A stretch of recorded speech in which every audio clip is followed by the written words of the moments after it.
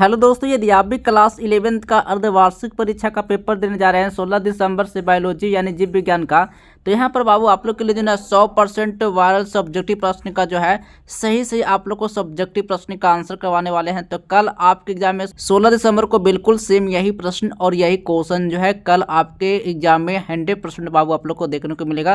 तो चलिए एक एक प्रश्न का जो है सही सब्जेक्टिव प्रश्न का आंसर देखने वाले हैं। तो वीडियो को दोस्तों आप लोग लास्ट तक आप लोग जरूर देखिएगा, क्योंकि यहाँ पर बाबू आप लोगों ने कल आपके एग्जाम में 16 दिसंबर को बिल्कुल यही क्वेश्चन पेपर का जो ना पूरा सब्जेक्टिव प्रश्न का जो है पूरा 100%, ठीक ना 100% बाबू आप लोग को आंसर के साथ बताएंगे। अगर आप लोग आंसर नहीं बताएंगे तो वीडियो छोड़कर आप लोग चले जाना आप लोग, ठीक ना। तो एक एक प्रश्न का जो है सही आंसर देखने वाले हैं, तो इस वीडियो को लास्ट तक आप लोग जरूर देखना। तो सबसे पहले यहाँ पर बाबू आप लोग को ना सब्जेक्ट कोड 119 रहेगा। तो चलिए एक एक प्रश्न का जो है सही बाबू आप लोग को सब्जेक्टिव प्रश्न का आंसर बताने वाले हैं, तो वीडियो को लास्ट तक आप लोग जरूर देखना। सबसे पहले यहाँ पर बाबू आप लोग को समय पूरे 3 घंटा मिलने वाला है और कुल पूर्णांक बाबू 100 नंबर करेगा, ठीक ना। यहाँ पर बाबू आप लोग को ना कोई फेक पेपर लेकर आए हैं, बिल्कुल यहाँ पर बाबू बायोलॉजी का 100%, ठीक ना। बायोलॉजी का बाबू 100% जो ना रियल क्वेश्चन पेपर का जो है ना सब्जेक्टिव, ठीक ना, सब्जेक्टिव प्रश्न का पूरा 100% आप लोग को आंसर के साथ बताएंगे। तो वीडियो को दोस्तों लास्ट तक आप लोग जरूर आप लोग देखना, ठीक ना। तो चलिए प्रश्न का जो है सही सब्जेक्टिव प्रश्न का आंसर देखने वाला है। पहले वीडियो बाबू मैं आप लोग को ना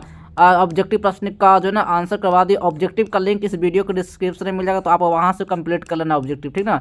चलिए अब सब्जेक्टिव प्रश्न का जो है एक प्रश्न का जो है सही आंसर देखने वाले हैं। पहले प्रश्न देखेंगे फिर इसके बाद आंसर बताएंगे, ठीक ना। चलिए सबसे पहले जो है खंड ब में यानी सेक्शन बी में लघु उत्तरीय प्रश्न से 1 से लेकर 20 को लघु उत्तरीय प्रश्न रहेगा, जिसमें से बाबू आपको 10 प्रश्न बनाना है। सही प्रश्न का मार्क्स बाबू 2 नंबर रहेगा, ठीक ना। चलिए एक प्रश्न का जो है सही आंसर देखने वाले हैं, तो वीडियो को दोस्तों लास्ट तक आप लोग जरूर देखना आप लोग, ठीक ना। तो पहला नंबर क्वेश्चन है जीवाणु जनित जो है ना 4 लोगों। चलिए यहाँ पर पहला नंबर क्वेश्चन है जीवाणु जनित 4 रोगों का नाम लिखना है, ठीक है। 2 नंबर क्वेश्चन में है कराना अभ्यारण्य पर संक्षिप्त टिप्पणी लिखना है। ये सभी क्वेश्चन बाबू 2 मार्क्स का है, ठीक है। 3 नंबर क्वेश्चन है देह गुहा क्या है बाबू, इसके बारे में लिखना है। 4 नंबर क्वेश्चन में है फल को परिभाषित करे, इसकी व्यापक श्रेणियां क्या है, इसके बारे में लिखना है, ठीक है। 5 नंबर क्वेश्चन है उदाहरण के साथ जो है ना एक बीजपत्री और द्विबीजपत्री पौधे में अंतर बताना है, ठीक है। चलिए अब नेक्स्ट क्वेश्चन है 6 नंबर क्वेश्चन है मरुद्भिद क्या है, इसके 2 मुख्य विशेषताएं लिखना है, ठीक है। 7 नंबर क्वेश्चन में है संयोजी उत्तक क्या है, 2 उदाहरण सहित आपको लिखना है, ठीक है। 8 नंबर क्वेश्चन में है पादप कोशिकाओं एवं जंतु कोशिकाओं में 2 प्रमुख अंतर आपको लिखना है। एक प्रश्न का ठीक ना, एक प्रश्न का जो है सही आंसर देखने वाले हैं। 100% बाबू आप लोग को आंसर बताएंगे। अगर आप लोग को आंसर नहीं बताते हैं तो बाबू आप लोग वीडियो छोड़कर आप लोग चले जाना। यहाँ पर आप लोग को प्रश्न का जो है ना सही आंसर देखने वाले हैं कल आपके एग्जाम में 16 दिसंबर को, ठीक है। 16 दिसंबर को बिल्कुल यही क्वेश्चन 100% रहेगा, ठीक ना। तो एक प्रश्न जो है इस वीडियो से बाबू आप लोग कंप्लीट कर लीजिए एक प्रश्न का सही सब्जेक्टिव आंसर, ठीक है। 9 नंबर क्वेश्चन में है कहना एनिलिडा संघ के प्रमुख लक्षणों को 2 उदाहरण के साथ लिखना है, ठीक है। चलिए अगला नंबर क्वेश्चन है 10 नंबर प्रश्न है कहना प्रोकैरियोटिक कोशिका पर संक्षिप्त टिप्पणी लिखना है। 11 नंबर क्वेश्चन में है तिलचट्टा और हार नाल की भागों को लिखना है। 12 नंबर क्वेश्चन में है कहना प्रोटोप्लाज्मा क्या है बाबू, ठीक ना। प्रोटोप्लाज्मा क्या है उसे उस वैज्ञानिक का नाम बताना है जिसके जो है उसकी खोज किया था, ठीक ना। चलिए अब 13 नंबर क्वेश्चन में कोशिका चक्र क्या है, इस पर टिप्पणी आपको लिखना है, ठीक है ना। 14 नंबर क्वेश्चन है प्लाज्मा झिल्ली क्या है ना, इसके किन्हीं 2 प्रमुख कार्यों को लिखना है बाबू, ठीक है। चलिए अब अगला नंबर क्वेश्चन है 15 नंबर प्रश्न कर रहा है। 15 नंबर प्रश्न करना मोजेक विज्ञान क्या है, बस मात्र यहाँ पर आप लोगों ने 10 प्रश्न आपको यहाँ पर आंसर नहीं कराया। आप लोग को इससे आप लोगों को कोई ज़्यादा प्रश्न का आंसर आपको नहीं देना है, ठीक है। चलिए एक प्रश्न का जो ना लॉन्ग क्वेश्चन का आंसर देखने वाले हैं, ठीक है। लॉन्ग क्वेश्चन यहाँ पर ये बाबू द्विउत्तरीय प्रश्न से 21 से 26 को द्विउत्तरीय प्रश्न रहेगा, जिसमें बाबू को 3 प्रश्न आपको बनाना है। प्रत्येक प्रश्न बाबू कितने मार्क्स का है, 5 मार्क्स का, ठीक ना। चलिए यहाँ पर जो ना बाबू आप लोग को ना यहाँ पर बाबू आप लोग को कितना करा है, यानी कि यहाँ पर टोटल 15 मार्क्स लाना है, ठीक ना। तो चलिए यहाँ पर 21 नंबर क्वेश्चन है अंतःस्रावी ग्रंथि से आप क्या समझते हैं, यानी थायराइड ग्रंथि से आप स्रावित हार्मोन्स के नाम लिखना है वो, ठीक है। चलिए 22 नंबर क्वेश्चन में है विटामिन क्या है, जल में घुलनशील विटामिनों में के नाम प्रत्येक के स्रोत सहित लिखना है वो, ठीक है। 23 नंबर क्वेश्चन में है कराना ग्लोजिकाई से आप क्या समझते हैं, जो ना इसके किन्हीं 3 प्रमुख कार्यों को लिखना है बाबू, ठीक है। एक प्रश्न का बाबू जो है ना सही आंसर देखने वाले हैं, तो वीडियो पर आप लोग लास्ट तक जरूर आप लोग देखना है। एक प्रश्न का जो है ना सही आंसर देखने वाला, मतलब इसमें अब आपको 3 ही प्रश्न आपको बनाना है। तो चलिए मैं आप लोग ले चलते हैं और वहाँ पर पूरा प्रश्न का जो है सही आंसर देखते हैं, ठीक ना। तो एक प्रश्न का वो पूरा सही आंसर देखने वाले हैं, ठीक है। तो यहाँ पर वो पहला प्रश्न का जो ना पहला आंसर देखने वाले हैं, ठीक ना। पहला क्वेश्चन का पहला आंसर देखने वाले हैं, तो वीडियो को दोस्तों लास्ट तक आप लोग जरूर देखना। चलिए देखिए पहला प्रश्न का पहला आंसर है जीवाणु जनित 4 रोगों को नाम लिखना है, ठीक ना। यहाँ पर आंसर, यहाँ पर उत्तर लिखा हुआ है जीवाणु से होने वाले 4 रोग है ठीक ना।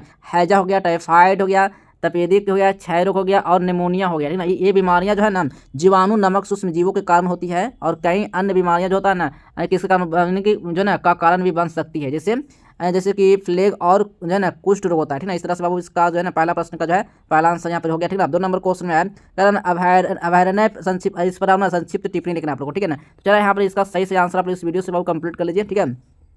यहाँ पर इसका आंसर लिखा हुआ है अभयारण्य है ना एक संचित क्षेत्र होता है जहाँ जो है ना वन्य जीवों का उनके प्राकृतिक आवास में, ठीक है, शिकार, आवास, विनाश और मानवीय हस्तक्षेप से सुरक्षित रखा जाता है। ये जिन जानवरों को बिना भय रहने का प्रजनन करने और अध्ययन के अवसर प्रदान करते हैं, ठीक है। अब चलिए यहाँ पर जो है ना नेक्स्ट क्वेश्चन है 3 नंबर क्वेश्चन है देह गुहा क्या है, ठीक ना। तो देह गुहा यहाँ पर इसका आंसर यहाँ पर लिखा हुआ, तो देह गुहा शरीर की खाली जगह है।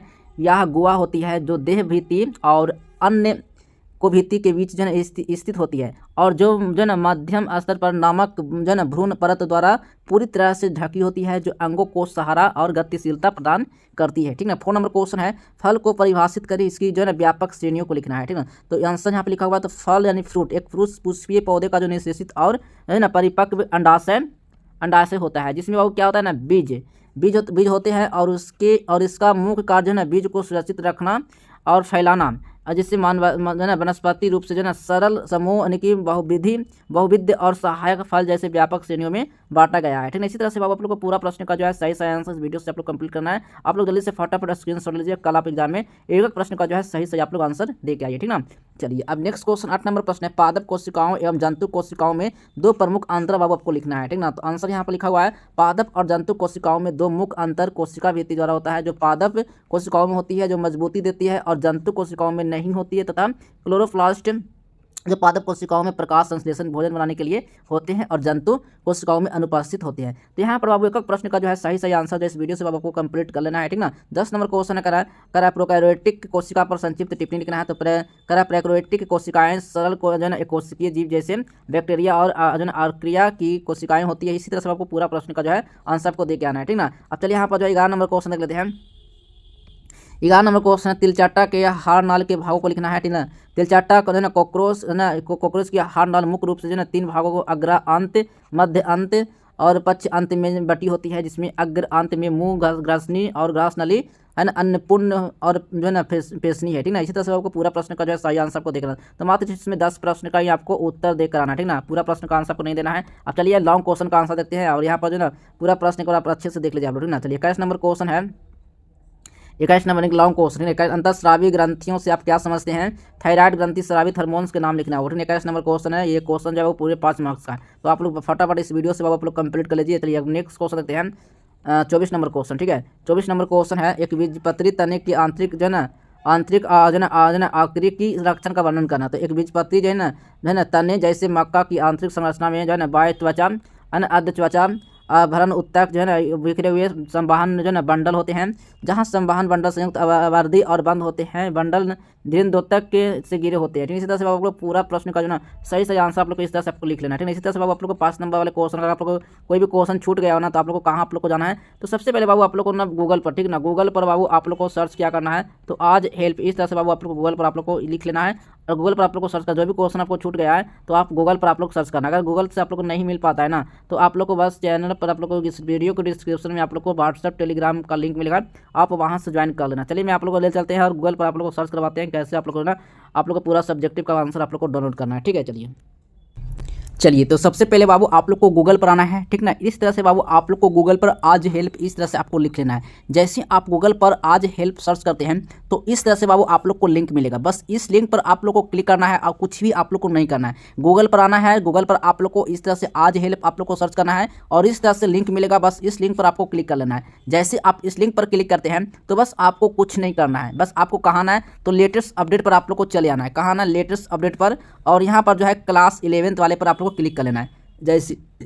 जैसे आप एक क्लास 11 वाले पर लिंक पर क्लिक करते हैं तो बस आप लोग को सबसे पहले बाबू आप लोग को नीचे आ जाना है। कहाँ जाना है? नीचे। जैसे आप लास्ट सबसे पहले नीचे आइएगा तो यहाँ पर बाबू सारा सब्जेक्टिव प्रश्न का जो आंसर है आप लोग को यहाँ पर देखने को मिल जाएगा डाउनलोड करने का, ठीक ना।